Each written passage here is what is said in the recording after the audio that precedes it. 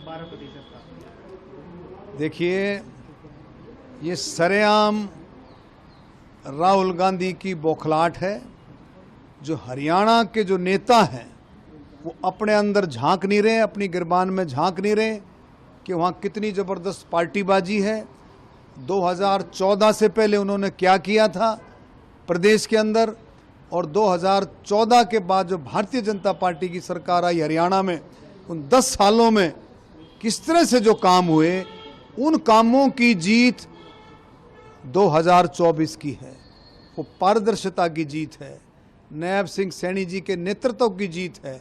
वो सारे का सारा कि सबका साथ सबका विकास, जो हरियाणा के अंदर विकास हुआ, हरियाणा के अंदर भ्रष्टाचार खत्म हुआ, हरियाणा के अंदर नौकरियों में जो खर्ची पर्ची थी वो खत्म किया, वो सारी की सारी जीत के कारण है, ना कि ये। अब आप ये बताएं, अब राहुल गांधी कह रहे हैं कि भाई 25 लाख 22 लाख कितना 25। अब जब पार्लियामेंट का चुनाव हुआ तब क्या था?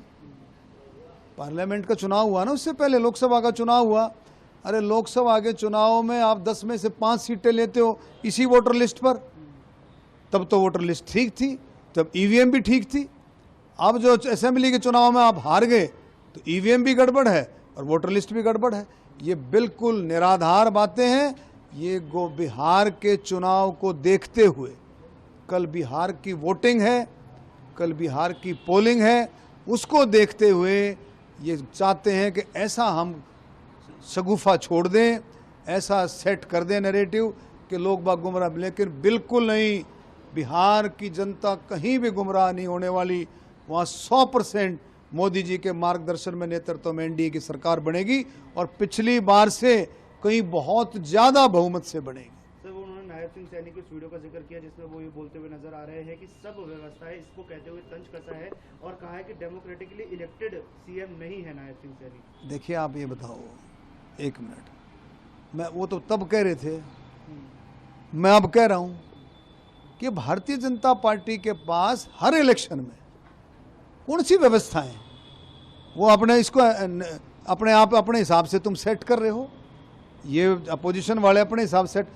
इसका मतलब है कि भारतीय जनता पार्टी का संगठन है, भारतीय जनता पार्टी के पास पारदर्शिता है, भारतीय जनता पार्टी के पास बुजुर्गों का आशीर्वाद है क्योंकि उनके लिए काम किए हैं, महिलाओं का आशीर्वाद उनके लिए काम किए। और भारतीय जनता पार्टी का जो गठजोड़ है, जो अभी कह रहे इलेक्शन कमीशन का और भारतीय जनता पार्टी का गठजोड़, कई साथी कह रहे, भारतीय जनता पार्टी का गठजोड़ है अपनी जनता के साथ, अपनी जनता के साथ भारतीय जनता पार्टी का गठजोड़ है। और जो जीत हुई है, वो जो 10 साल के अंदर जो काम हुए, अरे कांग्रेस के समय में इनको पूछो 2014 से पहले नौकरियों में क्या होता था। अभी भी चुनाव के दौरान इनके नेता जो चुनाव लड़ रहे थे वो क्या कह रहे थे, उनके पूछा लोगों ने, भाई नौकरियों के बारे में आपकी क्या राय? बोला भाई पहले तो परिवार वालों को देंगे, उसके बाद रिश्तेदारों को देंगे, और कुछ बच गई तो भाई देखेंगे कार्यकर्ताओं को देंगे। पूछ लो, ये बातें तो इलेक्शन में कही है उन्होंने। ऐसी बातें कह करके जीतने की उम्मीद करते हैं? इस तरह की बातें कह करके लोग बाग को, हरियाणा के लोग बाग सबसे पढ़े लिखे लोग बाग हैं, दिल्ली के एनसीआर रीजन सबसे बड़ा लगता है। लोगों में इतनी अवेयरनेस है कि लोग बिल्कुल साफ सुथरा चुनाव और बहुत अच्छे तरीके से हर चीज़ से ऊपर उठ करके भारतीय जनता पार्टी का साथ देते हैं।